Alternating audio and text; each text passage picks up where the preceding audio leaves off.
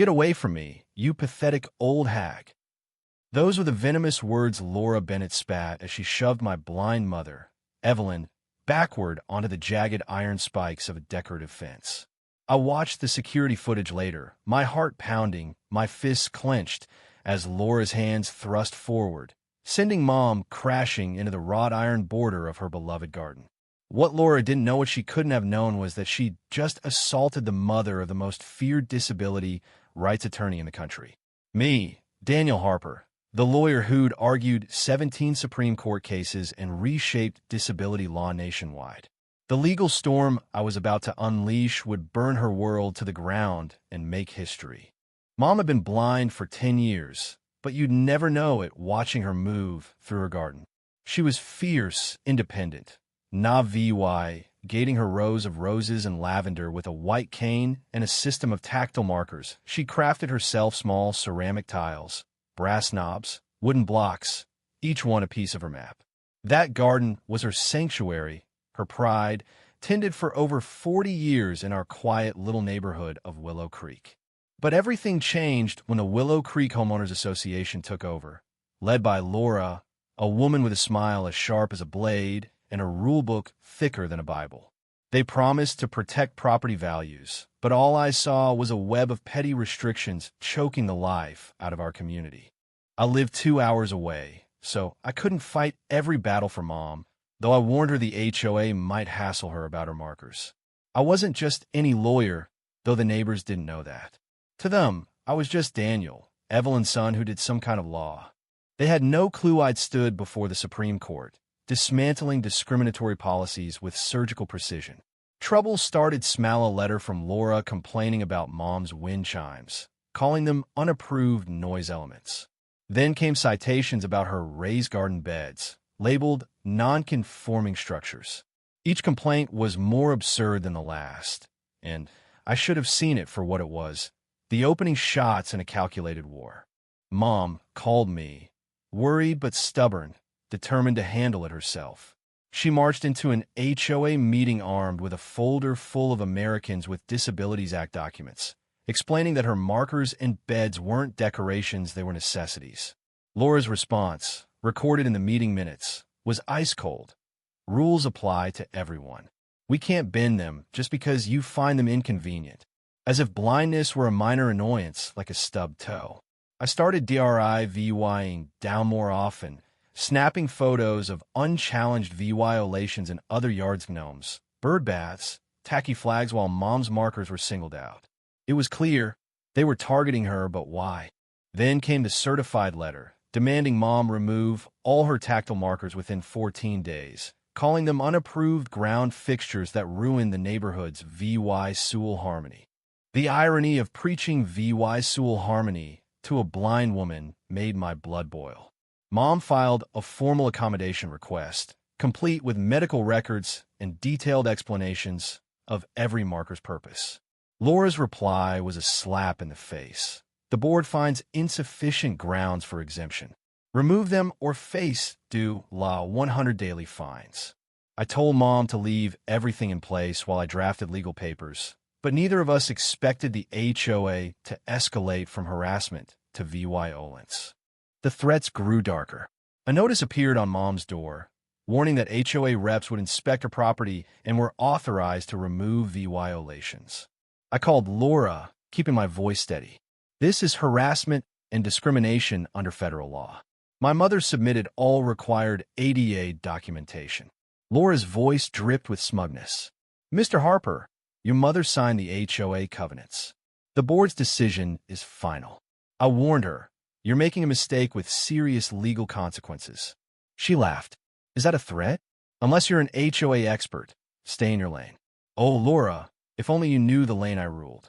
I gave her one last chance, stating formally that Remo VYing Mom's accommodations VY-OLAD the ADA, the Fair Housing Act, and state laws. She scoffed, claiming their attorneys had it covered. That night, I installed security cameras around Mom's property, a move that would soon prove to be my checkmate. I also dug into Laura and the HOA board, uncovering a pattern of targeting elderly residents and the few minority families in Willow Creek. Mr. Petrov, Mom's neighbor, whispered to me, "They've been after Evelyn since day one." Laura called her an eyesore at a closed meeting, said her special treatment would tank property values. The next week, Mom found violation stickers plastered on her markers. Her request to speak at another board meeting was denied. Fines piled up due Law 1054 non-compliance with threats of liens if unpaid. I sent a legal notice on plain letterhead, hiding my credentials. The HOA fired back with a cease and desist, accusing Saw of harassing Saw them Saw. Then they crossed a line I never imagined. Security footage caught 3 board members sneaking onto Mom's property at night, measuring her garden beds, slapping on violation notices, and worst of all, ripping out several ceramic markers. They left gaps in Mom's mental map, turning her sanctuary into a minefield. The next morning, she fell, her cane useless without her guides. She wasn't badly hurt, just bruised knees and palms, but the fear in her eyes broke me. "Maybe I should move," she whispered when I rushed to her side. "Find somewhere kinder." Those words lit a fire in my gut. This wasn't about garden markers anymore. This was about Mom's right to live with dignity in the home she'd loved for decades. I pulled out my Supreme Court business cards. "You're not going anywhere, Mom. Laura Bennett's about to learn who she's dealing with." The day it all exploded started quietly. Mom was watering her roses when Laura's white SUV screeched into the driveway. She stepped out, clipboard in hand, flanked by 2 board members like a general with her lieutenants. "Mrs. Harper," Laura barked, her voice syrupy with fake politeness, "you've had plenty of time to comply. We're here to remove your violations." Mom, startled, gripped her cane. "I've submitted ADA accommodation requests. My son's appealing your decision." Laura's smile vanished. "Your request was denied. We're authorized to act." The crack of a ceramic marker being torn from the earth made Mom flinch. "Stop," she cried. "Those help me move safely." Laura's laugh was cruel. "Stay inside if you can't follow the rules."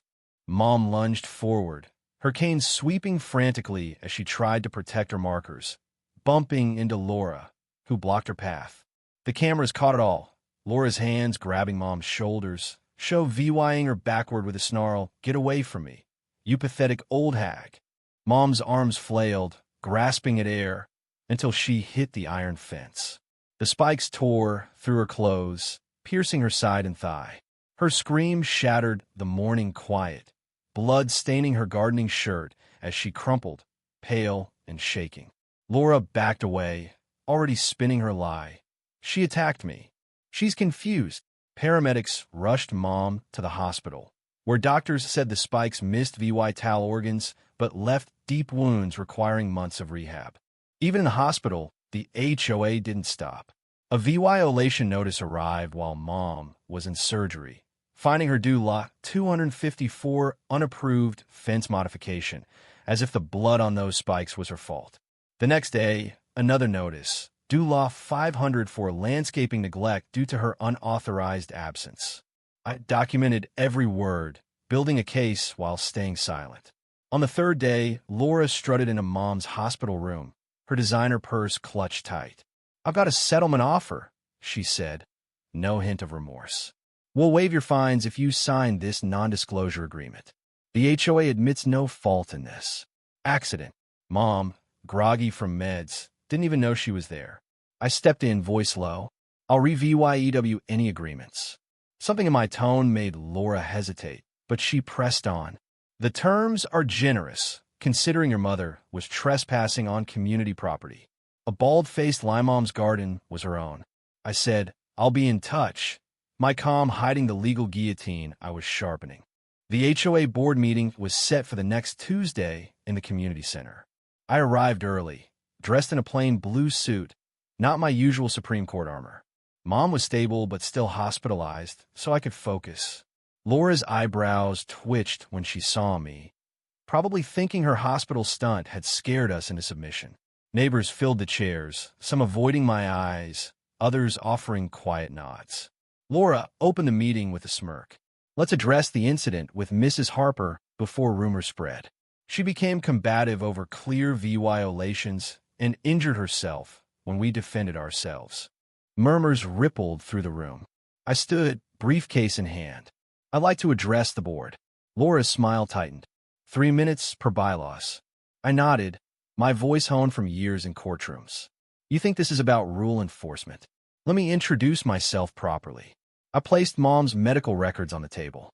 "I'm Daniel Harper, lead counsel at Harper Disability Law. I argued Saw Donovan versus Marshall County Saw before the Supreme Court, establishing criminal liability for ADA violations in housing." Laura's face went white as I stacked documents. "I've won 94 fan tram of my 17 Supreme Court cases, including Saw Reynolds versus Oakwood Estates Saw, which ruled HOAs can't override ADA accommodations." I held up a flash drive. "This is security footage of Laura Bennett assaulting my blind mother after trying to remove her protected accommodations. I've sent it to the DOJ, HUD, and the State Attorney General, who've opened investigations." A gasp came from the back. "This isn't just about Mom. I found 7 other disabled residents denied accommodations, pro-vying deliberate indifferency of federal crime." Laura sputtered. "We're enforcing standards everyone agreed to." I shook my head, placing a thick brief on the table.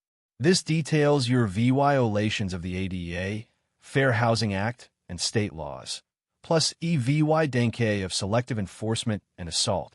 The doors swung open. 2 police officers and a HUD official stepped in. "We're here about the assault on Evelyn Harper," an officer said. "Laura Bennett?" Laura's face turned scarlet. "This is outrageous. We have rights." I smiled, cool as steel. "You do, including the right to a lawyer. Get one fastery facing criminal and civil charges." The fallout was swift. The press dubbed it the Willow Creek Spike Assault. Federal orders froze the HOA's actions. Laura was charged with assault, 3 board members with conspiracy to violate civil rights. My multi-million-dollar lawsuit detailed every violation, every ignored request, every act of harassment. The settlement secured Mom's future and funded a legal aid program for disabled homeowners. A court-appointed receiver took over the HOA with oversight from disability rights groups. Mom's property was forever exempt from their rules. 6 months later, I sat with Mom on her new patio, wind chimes singing softly. She traced the smooth ceramic markers along her wider, safer garden path. "Sometimes," she said, her voice steady, "the sweetest flowers bloom after the cruelest storms." Her garden was more vibrant than ever, a testament to her strength and a reminder that justice, like a well-tended rose, can cut through even the toughest thorns.